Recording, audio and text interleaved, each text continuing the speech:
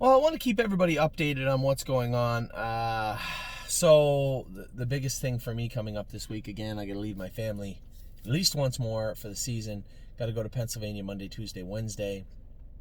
And then I think I'm going to sneak back here Wednesday afternoon. Now, we're trying to get Jazzy Judy qualified in the Meadows, and she tied up. Her AST was really, really high. So we thought we were working with the idea that she had to qualify this week if we were going to have time to prepare her for her first leg of the Delaware Breeders, the last stake run of the season on November 10th. I looked.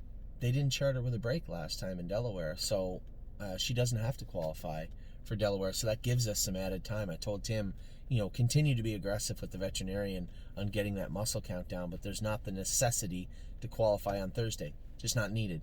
So I don't think I need to stay for Thursday. I'll come back Wednesday afternoon, which is fine. It works out good. I'll get another COVID test because that was really handy. I crossed the border on my way home. I really just exited into Hamilton. It took me 10 minutes. I got tested, and I was back on the highway and gone. I was back home at 8:30. 8:30, I left the Meadows at 3:15, 3:10. Drove home, got a COVID test, and was in my house at 8:30. So that worked out really well. I think that's what I'll do again this week. I want to bring a drone video to you guys this week also. And I don't know what to do with Indiana. I gotta reach out to Irv. I gotta reach out to our clients. I don't really think there's any need for Anthony McDonald to drive Globetrotting. I'm happy to. I just don't see it. Now, Spirited Dio is a different question, different situation. Somebody said, "Well, of all the Grand Circuit drivers there, you're right. You do." She's just not a horse that's easy to jump on for any driver and drive right away. She just isn't. And if she made a break, I would feel guilty about that. The other side of it is, I do feel guilty because if I drive her, I'd be driving her ahead of a ton of Grand Circuit drivers that are already there. So it's kind of a really slippery slope for me. But for this Saturday, hopefully we got Spirited Dio. We got Globetrotting. That would be really, really cool. And then the other stake horse for this week is the Harvest Series for No Free Lunch. So that's going to be interesting. Those are only 3 stake races for this week, I believe, coming. Ohio. Yes, that's it. And then, obviously, I was pretty pumped last night. I won my first race back in Canada. My first race back in Canada since June, I think. July, anyway, for sure. Cabernet rolled her up in behind the gate. Won with that that filly. She raced really, really well. Ended up on the front end. I like to race him from off the pace more, but I just felt she should be on the front end last night. So I let her roll last night. I let her rock, and it was a decent mile. There was a decent headwind, not a fast headwind, but enough there. She could have come 29 in a piece, I think, and obviously it was with me down the backstretch. So I can't say she would have won in 56 because with no wind, she probably wins in 57 flat maybe, but ended up 57-3. It was a good mile for her. It was a cold night last night, so good job for Cabernet. What about our boy? Yes, qualifier schooled him in 57 the other day. James said he felt a little soft. I said, well, we did have that work done. The track was poor at the training center because of all the rain last week. I doubt they got a decent training mile into him, so you were coming in a little soft to begin with. So they'll train him up on Tuesday. I told James I'd like to see him qualify him in 54 or 55 on Friday, and if he doesn't seem ready to rock, then we'll qualify him again. And somebody asked me, when's he going to race in Toronto? He may not race in Toronto. This is a horse that we may send somewhere else. He may end up in Yonkers. He may end up in Indiana with Irv at either place. He may end up at the Meadows for a couple of starts.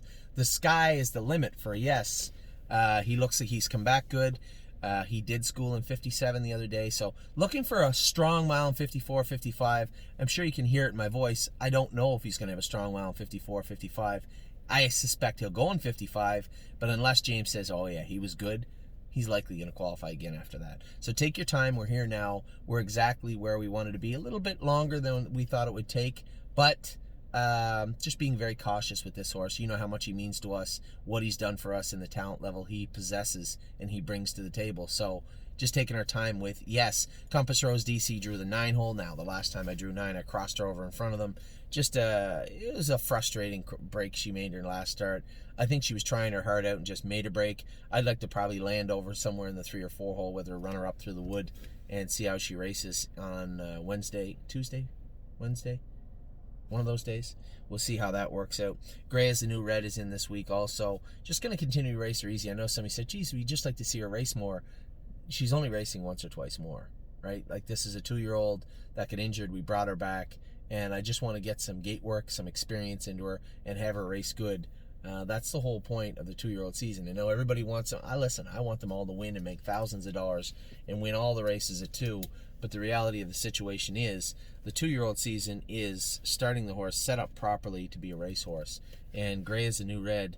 Although she hasn't made any money yet, I suspect she probably will this week. She'll do well, and then we'll move forward and see how she makes out in the future. Will that be 1, 2, maybe 3 starts? I can't imagine it'll be more than 3 starts. So if you're out there wondering if we're going to see her race right into December, no, you won't. That's my girl's last start will be tomorrow at the Meadows. She's picked for 2nd in the Straight Maiden, so we'll see how she does in there. Oso Pine, I think, is 7-1 from the trailing post. I'd like to get him away in a good order.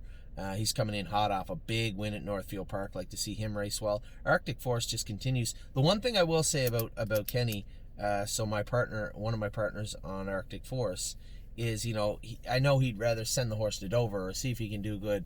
Kenny, you know, he's a forever optimist, and I love that about him. I am too, but when it comes to reality, we have to look at what's going on, and I know that Arctic Force is not drawn well. The last time he drew the rail, he didn't race well, but I suspect he'll probably race a little bit better this week. We'll see how he races from the 7 hole. I think it's tomorrow. We'll see how he races. I'd like to get him away from the gate a little bit better. We'll see if I can do that tomorrow. Rooney Blue Chip. Rooney Blue Chip is racing tomorrow also, race 13. Flipped his pallet last week. I'm pretty sure we got that under control. I can't imagine that will be a problem tomorrow. I'll play it alone, 8 hole. As I said to you in the opening, there wasn't an option to not draw in. I didn't realize this. If a horse scratches, you are obligated to draw in. So we got the 8 hole. We'll play the hand we're dealt. Tomorrow, the good news is he's not hot at the gate anymore, so that's great. I should be able to duck him over somewhere. I know you don't want to hear this, get away 7th or 8th, but that's what's going to happen with this colt tomorrow. I'd love him just to behave and finish up his mile strong. Raced great the other day. I'd like to see another big building effort out of him. I know he's not racing for a lot of money and it's not a great class, but who knows where this leads with this horse. If he gets a little bit better, and a little bit better, and a little bit better, who knows? So we'll see. Worst case scenario, he's in the right class. 8 holes tough tomorrow. I doubt we'll be leaving it at the 8 hole, so I'll likely see him get away 7th or 8th tomorrow. Cruising in Style raced great on Saturday. He finished second.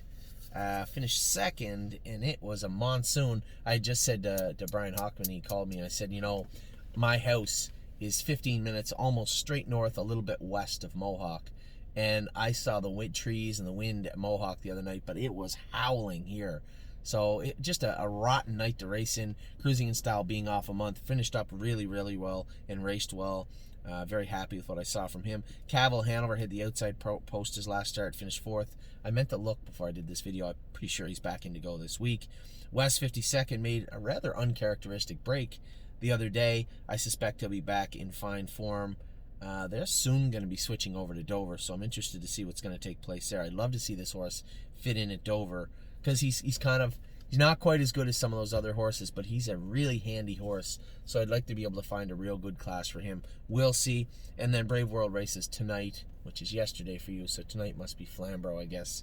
Races at Flamborough tonight. Hasn't hit his best stride since we turned him out, but hopefully he will now that the colder weather is here. So I believe that's for the most part the horses racing this week. As I said, we do have Timonium coming. And racing all week in Pennsylvania. This will be my last crazy busy run here this week in Pennsylvania, and then the Timonium sale, and then for the most part that's it. You might see me go to the Meadows on a Monday or Tuesday till we get that whole situation cleaned up. We have a ton of horses with Tim. Not that I don't want them with Tim, I love them being over there, but some of those horses maybe will either come home or be sold. I suspect Tim will be left with maybe 4 or 5 horses for the winter. So that is it. That's the racehorse portion of our videos today. I still got all the 2-year-olds, all the 3-year-olds, and you know what? I even made a list of babies. So I will talk to you in just a minute. Take care.